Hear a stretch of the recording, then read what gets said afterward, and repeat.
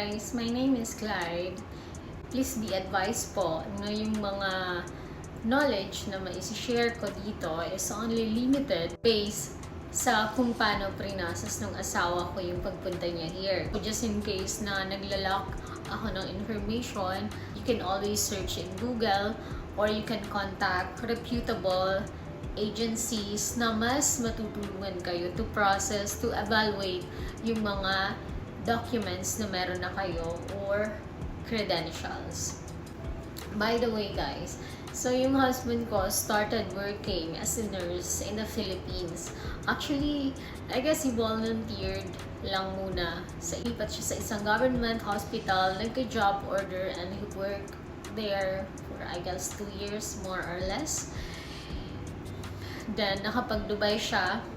Then when he was in Dubai, doon na siya nakakuha ng agency na tumulong sa kanya na ma-process na nga yung pagpunta niya dito sa Amerika. So let's talk about yung mga requirements na hinihingi ng mga agencies. First is, dapat bachelor's degree ka in nursing. Required yun.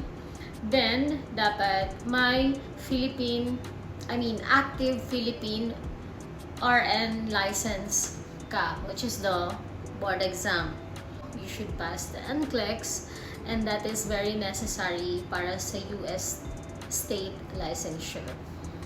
Then English proficiency, IELTS or the TOEFL, required yun. So you must pass it. Kasi yung husband ko noon, while he was working sa Dubai, kasi after pala sa Philippines, ng Dubai siya, nakapasok siya sa isang government hospital doon sa UAE, which he worked for more than 6 years. So while he was working, ayun, after niya nakahanap ng agency, after niya ma-evaluate, nag-process na siya ng NCLEX niya, which after work, nagre-review siya. Then nung napasa niya yung NCLEX niya, he started to work naman for the IELTS. He took the exam and thank God, nakapasa naman. So, once na may NCLEX na din kayo, of course, you need the IELTS or TOEFL. Then, visa screen certificate, and yan ay i-issue ng CGFNS. This validates the credentials for immigration. Some of this, ang gagawa na kasi niyan is the agency. So, they will just be there pag nakahanap na kayo ng agency. You just have to submit to them yung mga credentials na meron kayo, and they will be the one to let you know kung ano pa yung mga kulang nyo na i-comply to them or i-submit mo. They will assist you all the way hanggang sa ma-obtain mo na yung visa mo here in the US until sa makaalis ka and makapag-start ka na magtrabaho sa Amerika. Okay. They need at least 1 to 2 years clinical or hospital experience, of course.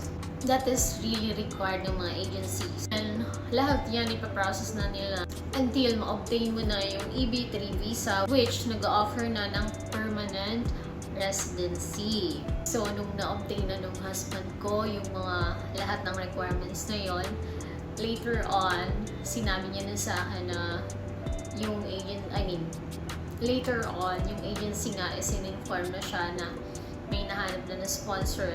And prior to that, some agencies, they will ask you kung ano yung mga preferred nyo na states na trabahuan. There are lots of states dito sa Amerika. There's Texas, California, North Carolina. So, ayan guys. So, my husband preferred sa Texas kasi, I don't know, he likes here in Texas. And ako naman, eventually, gusto ko na din dito.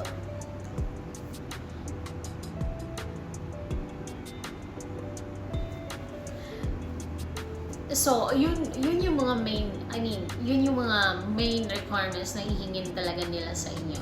As long as makompleto nyo yun, and the agency will assist you all the way.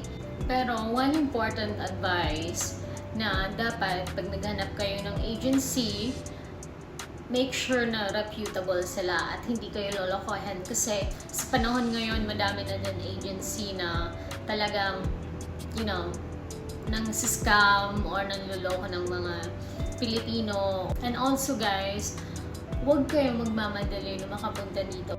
Keep on praying kasi it helps din talaga.